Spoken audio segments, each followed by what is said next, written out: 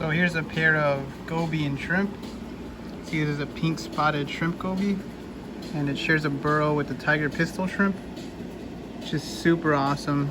Take the coolest thing in saltwater. You got cool little chromies. And shrimp gobies are perfect for nano tanks, smaller aquariums. So if you say you can't fit anything cool in a small tank, then you are totally wrong. And they come out when you don't have any kind of boisterous or mean fish. So don't get anything too aggressive, and you'll see them out a lot more. You like sand or rocky gravel, doesn't matter.